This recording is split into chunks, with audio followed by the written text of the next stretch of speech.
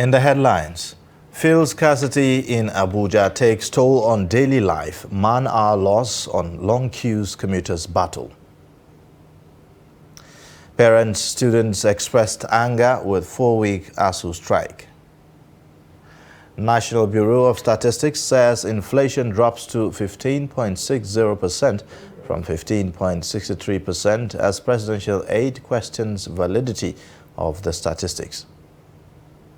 On the foreign scene, U.S. suspects Russia may invade Ukraine as country marks Unity Day. Hello and welcome to Trust News Update. I am Ayuba Ilya. Thank you for joining.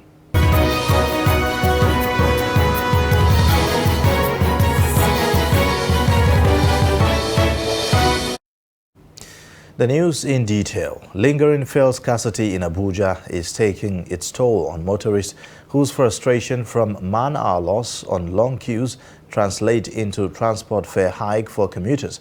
The situation is dire as long queues obstruct free flow of traffic, causing unnecessary congestion. Trust TV's Nafisa Abdul Al reports on the situation. Long queues persist across fueling stations in the FCT days after it was discovered that petrol being supplied into the country is adulterated.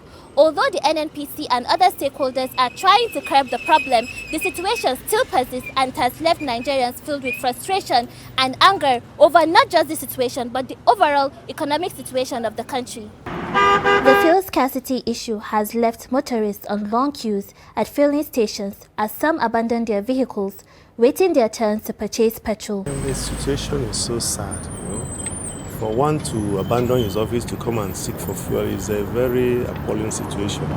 I've been here over 5 hours. I came in here around 6:30.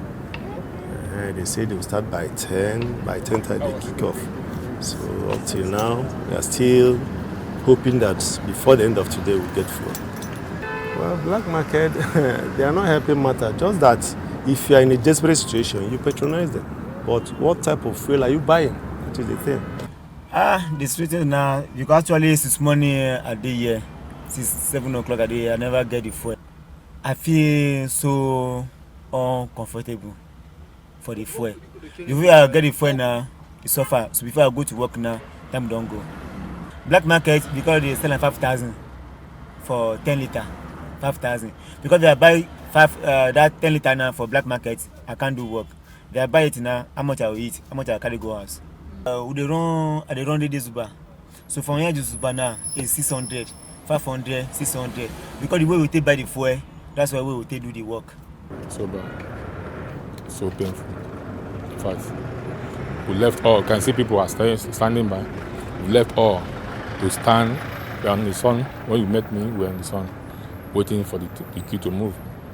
You see, all you can see is this black market all over, and the price they are selling. As at on Friday, I passed here. They told me 3,000. Today now they are calling 7,000. At least they say today is 6,000. So it's unbearable. New or not, we live on trust. We have trust that if we buy black market, we can be able to move around. If at the end of buying the black market, your motor refuses to move, it is part of the trust. So it is terrible.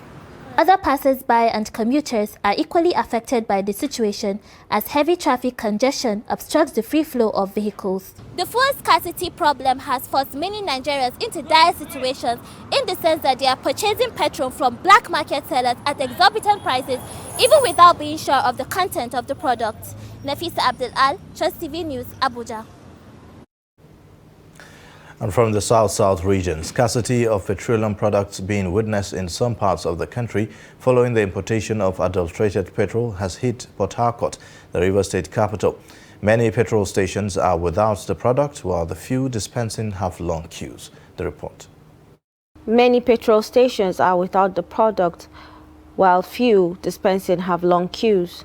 Some motorists in Port Harcourt called for the repairs of the nation's refineries to avoid a repeat of the present situation.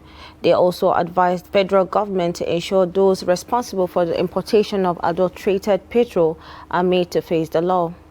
I'm a victim of the adulterated petrol. I purchased a petroleum product from a filling station beside the filling station Propel along the East-West Road after Romodara, and the thing messed up my engine, messed up my generator. The government should work our refineries. Let our refineries work so that they will stop this importation of fuel and adulterated fuel. We are suffering. Cost of maintenance is very, very high. Please tell the federal government, let the president hear it. Let the minister for petroleum hear it also. We are suffering. Let them repair our refineries that are moribund. For many years, they come and give us fake promises. They will not do any work. Look at the queue now. It's uncalled for. They're supposed to repair our refinery because we are suffering for this fuel matters. Actually, we want the government to do something possible for we to have a sound refinery so that we will not be able to face all these things that is happening in the country. As at the time of filing the report, 10 liters of petrol is sold for 2,500 from the roadside sellers.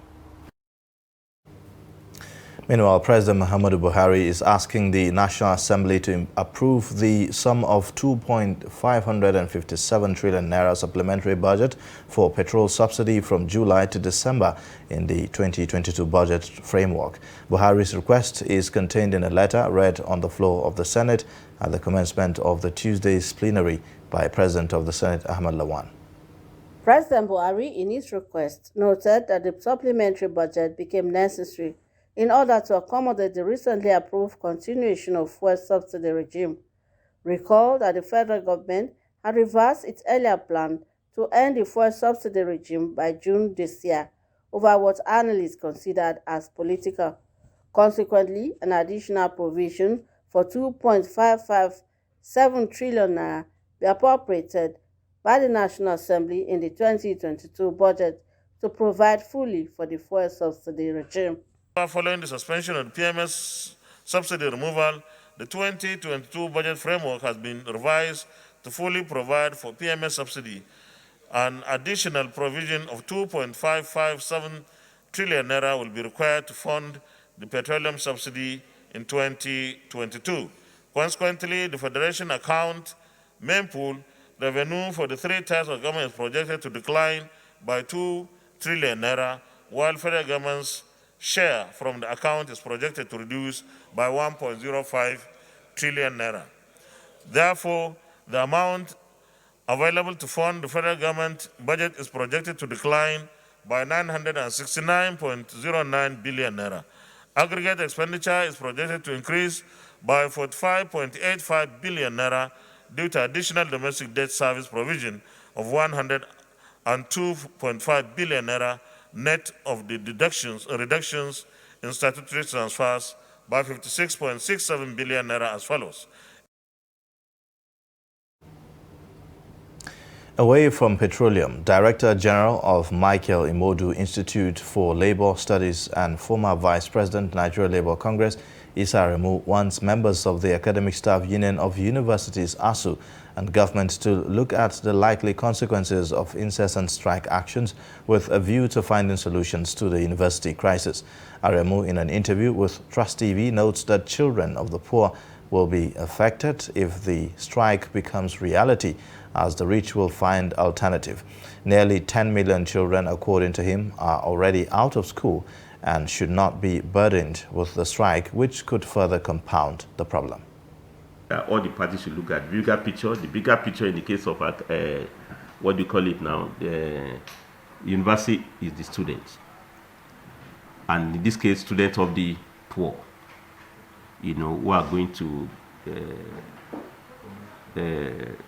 to lose their academic calendar. We are all children who came from humble home. Today, we are what we have today. If we shut down the public university, as we may possibly be said to do if this strike becomes a reality, the children of the rich will be going to school, who can go to private university.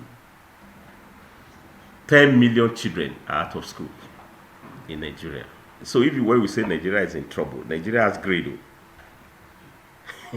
It has grade. Parents and students in Gombe State have reacted angrily to the 4-week strike by the Academic Staff Union of Universities, ASU. While the students highlight effects of the strike on their studies, some parents blame the federal government over the lingering industrial action. Ibrahim Ismail reports. After the declaration of a 1-month warning strike by the Academic Staff Union of Universities, ASU, many Nigerians are worried with the development, especially students. Actually, this strike has destabilized our plans of graduation. Instead of us to graduate in a good time as our calendar has said, it has been increased due to all these strikes that we have been ongoing. From the inception, from the time we started school, this is the second time we are going into strike. Instead of graduating by this year, we are still extended to next year or a time we don't know to graduate. That's how it has affected our studies. Even now, me, I'm 300 level now. It's supposed to be what? I'm supposed to be in 400 level. And now I am in 300 level because that decision that we have made, it will affect our life, our studies. And still now, we are in 300 level. This year, I'm not feeling fine about that strike because it affects my future. I want to graduate in, it's supposed to me to graduate in 2023, but now it must become to the 2024 before I graduate. ASU had declared a 1-month warning strike over what it called failure of the federal government to address some of its demands. Some Nigerians, including parents who speak to Trust TV, blame the federal government over incessant strike by Nigerian lecturers. My take as a parent is that the ASU issue will definitely affect the students. The bottom line is that it is the students that will suffer it. But incidentally, the federal government are not doing the needful. Most of all these people that are holding sensitive positions at the federal level, none of their children is schooling here in Nigeria. And that is why when the issue of education comes into play, they downplay it. They don't take it seriously. And what is it? If these people are demanding genuinely that we promote academic welfare of our children here in the country, I don't see a reason why government should not do the needful. As the parents, children, it will increase the crime, it increase the lawlessness, increase a lot of social vices. Because they are staying at home without education will create a lot of problems. And we, the parents, will suffer for it. So the government, federal government should do the needful so that issue of strike should be reduced. From the government side, there is lack of seriousness. Even though I cannot blame the government 100%, but this issue has to be tackled once and for all. It's an issue of education. We don't have to joke with it. No country is working with their educational, health and agricultural issue. But in Nigeria, the case is the reverse is the case. So I'm calling on the federal government to take this seriously, to at least call the attention of the ASU, their management, what they sign and agree, let them give them what they sign. They have it. The federal government have it. As it stands, Nigerian students are strongly calling on the federal government to resolve issues with ASU to allow them continue with their studies. From Gombe, Ibrahim Ismail reporting for Trust TV. You're watching Trust News Update. Coming up after the break. We seek answers. Scarcity of yam inevitable? Join us again for more details. Hello and welcome to Trust TV News Updates. I'm Zainab Bala. For more news, follow us across all our social media platforms.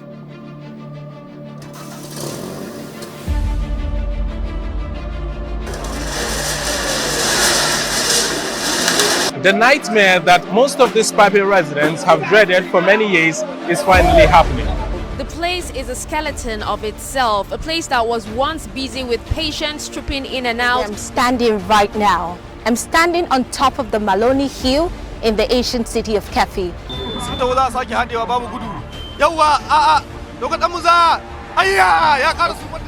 Cooperation. I know communities where they are contributing to buy locally manufactured guns to defend themselves.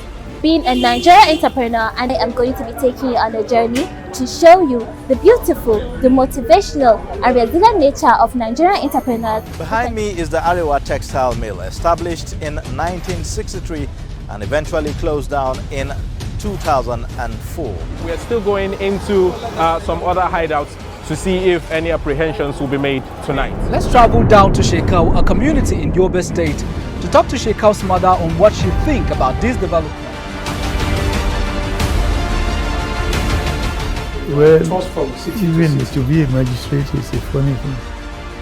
Yes, have things changed? Is there more corruption now in the judiciary? What can we do about it? Well, this is one of the internally displaced camps here in Gusau, the Zamfara state capital.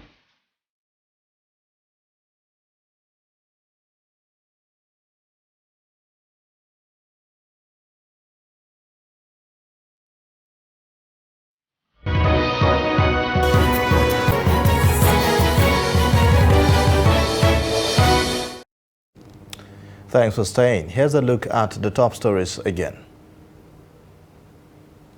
Lingering fuel scarcity in Abuja is taking its toll on motorists whose frustration from man-hour loss on long queues translate into transport fare hike for commuters. Plus, parents and students in Gombe State have reacted angrily to the 4-week strike by the Academic Staff Union of Universities, ASU. Moving on, Nigeria on Tuesday recorded 33 cases of COVID-19 in 19 states COVID-19 in 4 states and the Federal Capital Territory. The Nigeria Center for Disease Control in its update for Tuesday, February 15th, according to the NCDC, 15 persons were discharged after recovering from the infection, with no fatalities recorded for Tuesday, while the records show that Nigeria now has a total of 254,124 cases, 230,472 recoveries, and 3,141 deaths. Meanwhile, according to a new study from the Centers for Disease Control, says that vaccination during pregnancy protects infants from being hospitalized for COVID.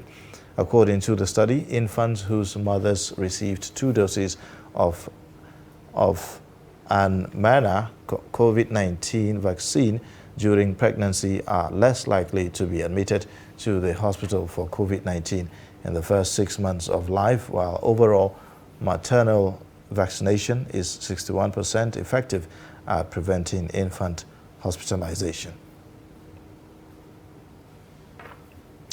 Now, concerns over safety, side effects of the COVID-19 vaccines have been identified as factors fueling vaccine hesitancy, even among those who have taken first jab of the vaccine. National Primary Healthcare Development Agency said that the hesitancy is due to misinformation and disinformation circulating the media space. The National Primary Healthcare Development Agency, however, assures citizens of the safety of vaccines as critical to achieving public health immunization goals. I do know some people, it's injection, you know. I took the first dose, I don't want to go back. Some because it has mild side effects, like having just being feverish, which, as we said, we wear off in a few days, which is what we have. These side effects actually wear off, and that is why till date we don't have any record of any fatality from the vaccination. So, but people, because they've taken one, they feel that erroneously that I've taken one also I'm protected, which is not correct. And this is the perception we are also trying to address. That having just the first dose does not provide enough protection for the individual. So we encourage people to have the courage, the boldness to go for the second dose and even the booster dose. We vaccinated over 16 million as at yesterday, as at 14th of February. We've had no case of serious side effects that led to hospitalization. Neither have we had any death.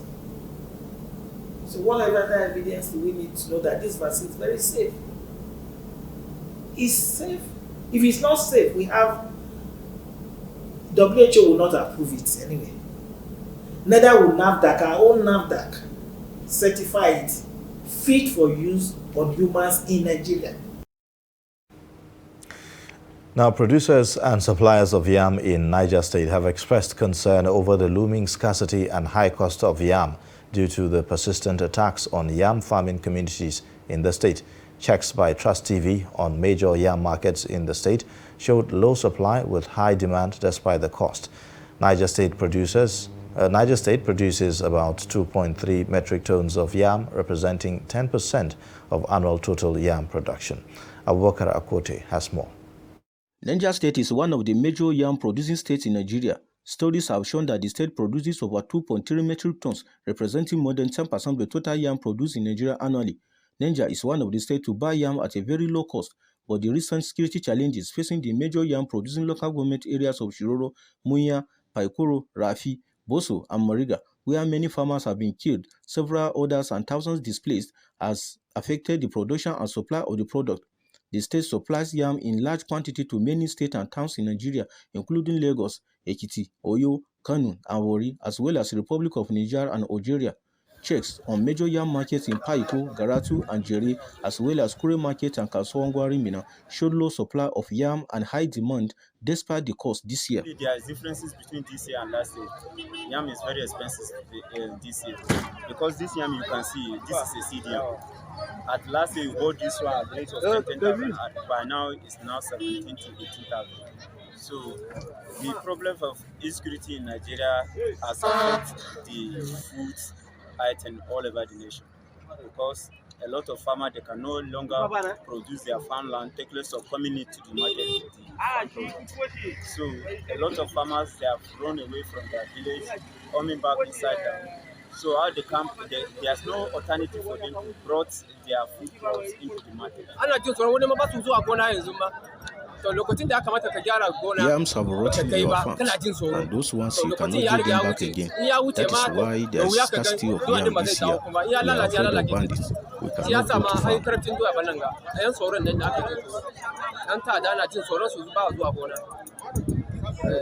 This year and last year, there's a lot of differences. Last year, trailer, you can full a trailer with 10 million naira. But this year, if you want to full a trailer, you have to hold 15 to 16 million naira. Yeah.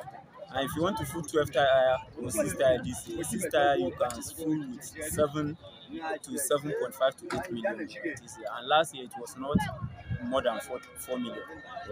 Yeah. As the new rainy season draws closer, farmers have expressed worry over the non-availability and high cost of yam seedlings. A cross-section of yam sellers and farmers have predicted the looming scarcity of yam in the coming years if the current attacks on yam farming communities in the state persist. Abubakar Akote, Trust TV. Now on the foreign scene, despite Russia pulling back some of its troops stationed by the border with Ukraine and welcoming talks with the West, the United States and its allies have said that they need evidence of the troop movement and that the threat of a Russian invasion still looms. President Joe Biden said Washington had not verified the Russian troops move, indicating that the Ukraine remained very much in a threatening position. However, added that there is still room for diplomacy to solve the crisis. Meanwhile, Ukraine's President Volodymyr Zelensky has declared Wednesday the day some U.S. reports suggested an invasion could begin, a day of unity, and called on citizens to hang the country's national flags, put on blue and yellow ribbons, and show unity to the whole world. With that, we wrap up Trust News Updates, but you can always connect with us via our social media platforms and subscribe to our YouTube channel to watch us live. I am Ayuba Ilya. Thank you for watching.